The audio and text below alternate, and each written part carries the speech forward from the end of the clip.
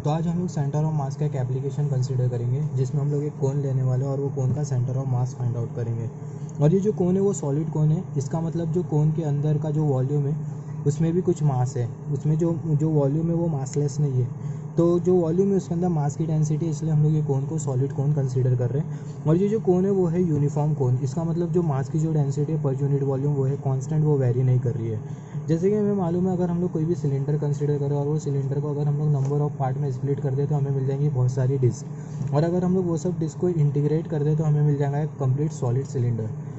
तो सिमिलरली हम लोग यहाँ पे जो कोन है इसको हम लोग कंसीडर कर लेंगे, बहुत सारी डिस्क में हम लोग स्प्लिट कर लेंगे और हम लोग कोई भी एक स्पेसिफिक डिस्क कंसीडर करेंगे, उसका centre of mass find out करेंगे। सिमिलरली जो हर एक जो डिस्क होगी उसके सेंटर ऑफ मास को कंसीडर करते हुए हम लोग इंटीग्रेट कर देंगे, जिसके वजह से हमें मिल जाएगा पूरे कोन का, पूरे सॉलिड कोन का सेंटर ऑफ मास। आगे हमें समझ में आएगा जो भी मैंने बोला। तो हम लोग सबसे पहले जो कोन है इसको हम लोग कोऑर्डिनेट एक्सिस में कंसीडर कर लेते हैं। ये है वाई एक्सिस, ये है एक्स एक्सिस, ये negative x axis, positive x axis, negative axis, positive axis, और ये है ओरिजिन। और ये जो आर है वो जो कोन के नीचे का जो सरकमफेरेंस होने वाला है उसका रेडियस है, ये आर। तो हमने ये कोन कंसीडर की और ये जो कोन के नीचे का जो सरकमफेरेंस है उसको हमने कैपिटल आर से जो सरकमफेरेंस का जो रेडियस है उसको हमने कैपिटल आर से कंसीडर किया। तो अभी हम लोग कंसीडर कर लेते हैं है एक इनफाइनेटसिमल डिस्क। तो हमने ये डिस्क कंसीडर कर ली, जो कि जिसका जो डिस्टेंस है विद रेस्पेक्ट टू ओरिजिन वो है वाई। और ये जो डिस्क का जो वॉल्यूम है वो है डी, और ये वॉल्यूम के साथ जो मास एसोसिएटेड है वो है डी एम। और ये जो डिस्क का जो रेडियस है उसको हम लोग आर कंसीडर करते हुए चलते हैं। तो ये जो हमने पूरी डिस्क कंसीडर की और ये जो डिस्क का जो रेडियस है उसको हमने आर कंसीडर करते हुए चला। अभी ये जो स्मॉल जो आर है ये जो रेडियस है इसको हमने स्मॉल आर से रिप्रेजेंट किया है। और ये जो कोन के नीचे का जो सरकमफेरेंस का जो रेडियस है उसको हमने कैपिटल आर से कंसीडर करते हुए चले हैं, कैपिटल आर से हमने कंसीडर किया है। तो ये जो स्मॉल आर है इसको हम लोग कैपिटल आर, और ये वाई जो कि डिस्क का डिस्टेंस है, और ये जो कोन का जो हाइट है जो कि जो पूरी जो कोन की जो हाइट है वो है एच, उसके टर्म में हम लोग ये आर को रिप्रेजेंट कर सकते हैं। मैं बोलना भूल गया, ये जो कोन की जो हाइट है वो है एच, और ये कोन का जो टोटल मास है वो है एम, और ये जो हमने जो डिस्क जो कंसीडर की उसका जो रेडियस है वो है स्मॉल आर। तो ये जो स्मॉल आर है इसको हम एच वाई और कैपिटल आर के टर्म में रिप्रेजेंट कर सकते हैं। इसमें हमें बनाना इक्वेशन, ये स्मॉल आर के लिए इक्वेशन बनाना इंपॉर्टेंट है, क्योंकि हम लोग ये जो स्मॉल आर का जो इक्वेशन होगा उसको आगे सब्सटीट्यूट करेंगे। तो इसको इक्वेशन बनाने के लिए हम लोग क्या करेंगे, ये जो स्मॉल आर है इसको हम लोग एक ट्राइंगल का बेस कंसीडर करते हुए चलेंगे। सिमिलरली ये जो कैपिटल आर है जो कि कोन के सरकमफेरेंस का रेडियस है उसको हम लोग एक ट्राइंगल का बेस कंसीडर करते हुए चलेंगे। तो हमने ये एक ट्राइंगल कंसीडर कर लिया जो कि है T1, उसका जो बेस है वो है स्मॉल आर, जो कि ये डिस्क का रेडियस है। और ये दूसरा ट्राइंगल हमने कंसीडर किया है जो कि है T2, इसका जो रेडियस है वो है आर, इसका जो रेडियस है वो है आर, जो कि पूरे सरकमफेरेंस का ये जो सरकमफेरेंस है कोन के सरकमफेरेंस का रेडियस है। तो अगर हम लोग देखें ये जो T1 ट्राइंगल है वो T2 ट्राइंगल से बड़ा है।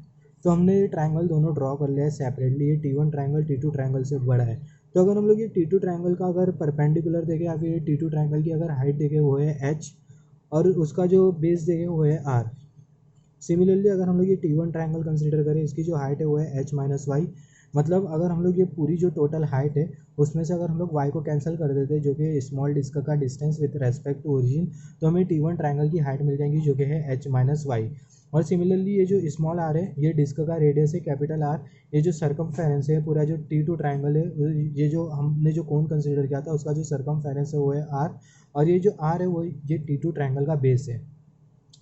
तो अगर हम लोग ऐसा कंसीडर करते हुए चलते हैं जो T1 ट्राइंगल T2 ट्राइंगल के एकदम एग्जैक्टली बराबर बराबर में, तो हमें मिल जाएगा आर के लिए एक रिलेशन। तो यहाँ पे हमने कंसीडर किया है जो T1 ट्राइंगल है वो T2 ट्राइंगल के एकदम बराबर में।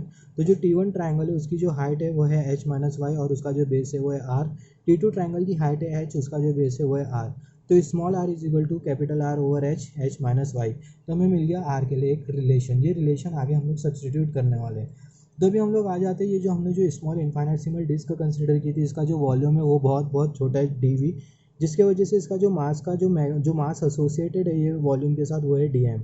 अभी जो dm है वो दो फैक्टर्स के ऊपर डिपेंड करने वाला है। सबसे पहला मास पर यूनिट वॉल्यूम कितना है, मतलब ये पूरे कोन में मास की डेंसिटी पर यूनिट वॉल्यूम कितनी है। जैसे कि हमने बात की थी जो पूरे जो कोन है उसमें मास की जो डेंसिटी है पर यूनिट वॉल्यूम अगर वो ज़्यादा होती है तो ये जो कोन होता है वो नॉन यूनिफॉर्म कोन होता है। अगर वो कांस्टेंट होती है पर यूनिट वॉल्यूम मास की डेंसिटी, तो ये जो पूरा जो कोन होता है वो होता है यूनिफॉर्म कोन। तो अगर मास की डेंसिटी पर यूनिट वॉल्यूम अगर ज़्यादा है तो ये जो डी एम का जो मैग्नीट्यूड होगा वो ज़्यादा होगा। और अगर मास की मैग्नीट्यूड पर यूनिट वॉल्यूम कम है तो जो डी एम का जो मास का जो मैग्नीट्यूड होगा वो होगा कम। सिमिलरली अगर हम लोग ये जो वॉल्यूम जो कंसिडर करें डी अगर ये ज़्यादा होता, अगर ये डी अगर ये जो हमने कंसिडर करें इनफाइनेटसिमल डिस्क, अगर ये ज़्यादा होती, इसकी लेंथ ज़्यादा होती, तो इसके साथ जो मास होता या फिर जो मास की डेंसिटी होती उस लेंथ के लिए या फिर उस थिकनेस के लिए वो ज़्यादा होती। तो सबसे पहला ये जो डी है इसका हम लोग वॉल्यूम फाइंड आउट करेंगे। उसके वॉल्यूम को फाइंड आउट करने के लिए उसका हमें बेस कंसिडर करना होगा। तो ये जो डी का जो बेस होगा वो होगा पाई आर स्क्वायर और उसकी जो हाइट होगी वो होगी डी वाई। तो यहाँ पे हमने डी को फाइंड आउट किया है। जो डी है वो बेस इंटू हाइट होगा। यहाँ पे जो डी है वो पाई आर स्क्वायर, जो डी है वो है pi are square into D Y.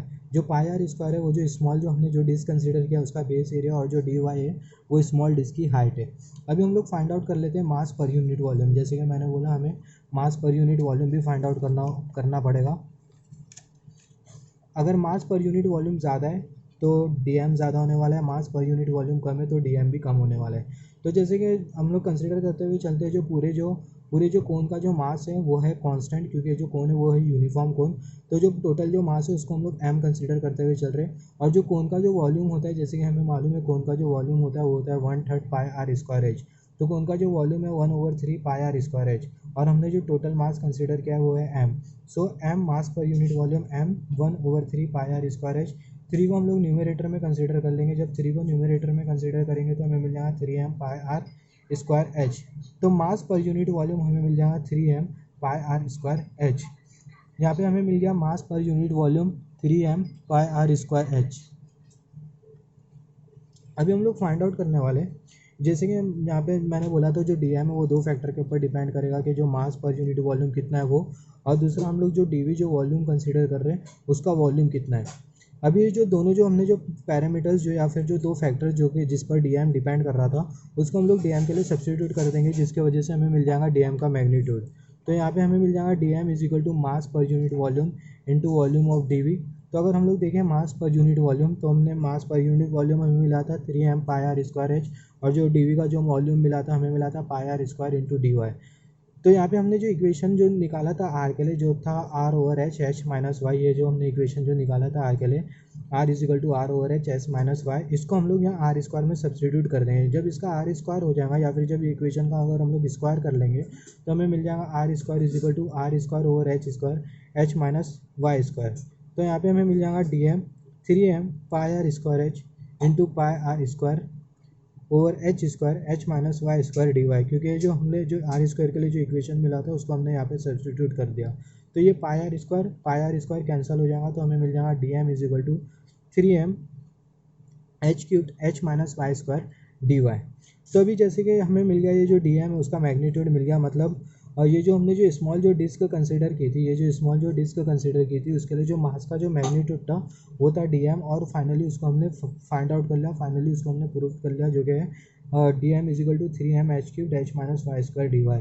अभी जो कोन के लिए जो सेंटर ऑफ मास बनने वाला है वो वाई एक्सिस के कोई भी एक पर्टिकुलर पॉइंट पे बनेगा, इसलिए हम लोग ये वाला रिलेशन यूज़ करने वाले हैं Y C M is equal to 1/m integration Y D M.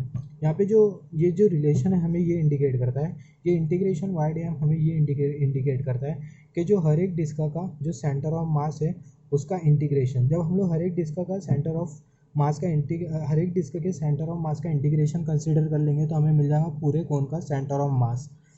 तो ये इंटीग्रेशन वाई डी एम हमें वही रिप्रेजेंट करता है, और डी एम हमें ये रिप्रेजेंट करता है कि जो हर एक जो डिस्क है उसका जो मास का जो मैग्नीट्यूड है वो जो कि यहाँ पे हमने प्रूव किया था, और ये जो 1/m है हमें ये रिप्रेजेंट करता है जितनी भी जो डिस्क होगी उसका मास होगा। तो हर एक मास का अगर हम लोग समेशन कर दें या फिर अगर हम लोग हर एक मास का टोटल कर दें तो हमें मिल जाएगा टोटल मास। और ये जो वाई सी एम है हमें ये रिप्रेजेंट करता है कि centre of mass Y axis के एक पॉइंट पर बनने वाला है। तो जो 1/m है यहाँ पे हम लोग जो डी एम है, डी एम के लिए हम लोग डी एम का जो मैग्नीट्यूड है वो सब्सटीट्यूट कर देंगे 1/m integration Y into 3m over h3 H minus Y square D Y 1/m into 3m over h3, 3m over h3 को हम लोग कॉमन आउट कर लेंगे integration Y H minus Y square D Y. ये जो H minus Y square है इसको हम लोग सॉल्व करेंगे आगे, is equal to 1/m into 3m h3, M cancel हो जाएगा, हमें मिल जाएगा 3/h3 h3 integration 0 to h limit के बारे में आगे डिस्कस करेंगे। जब इसको हम लोग सॉल्व करेंगे तो हमें मिल जाएगा H square minus 2hy plus Y square.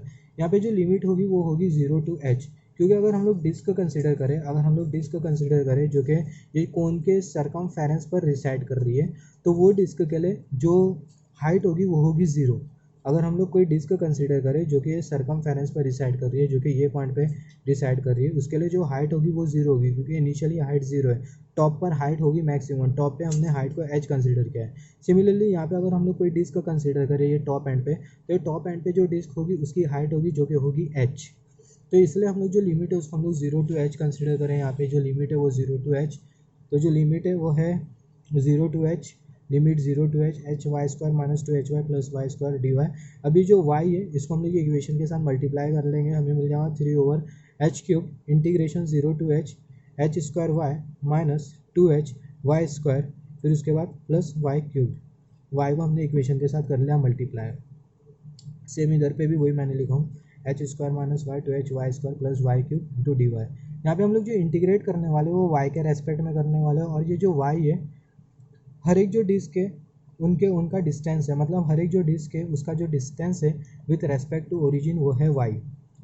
तो यहाँ पे हम लोग इंटीग्रेट करें, यहाँ पे जब हम लोग इसको इंटीग्रेट कर देंगे H square Y minus 2h Y square plus y³ D Y, जब उसको हम लोग इंटीग्रेट कर देंगे तो हमें मिलेगा इज इक्वल टू 3/h³। हमने वो जो कांस्टेंट था उसको वैसा ही लिखा है एच स्क्वायर, वाई का इंटीग्रेशन हो जाएगा Y square over 2 minus 2h, Y square का इंटीग्रेशन हो जाएगा y⁴/3 प्लस y³ का इंटीग्रेशन हो जाएगा y⁴/4, और जो लिमिट है h⁴ उसको हमने वैसा का वैसा लिखा है।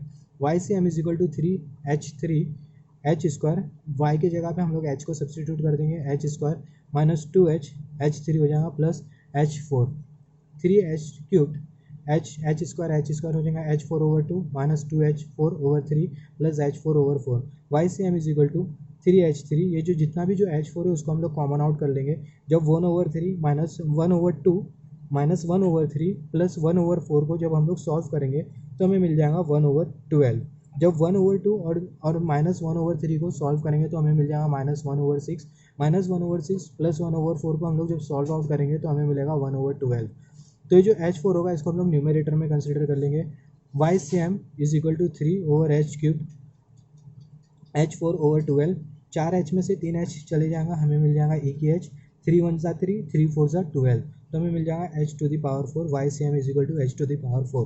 मतलब जो पूरे जो सेंटर ऑफ मास बनेगा, पूरे कोन का जो सेंटर ऑफ मास बनेगा वो y एक्सिस के 1/4 पॉइंट पे बनेगा, मतलब पूरे हाइट के 1/4 पॉइंट पे बनेगा।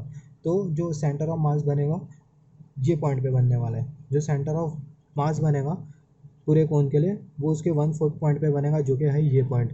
तो h/4 सेंटर ऑफ मास।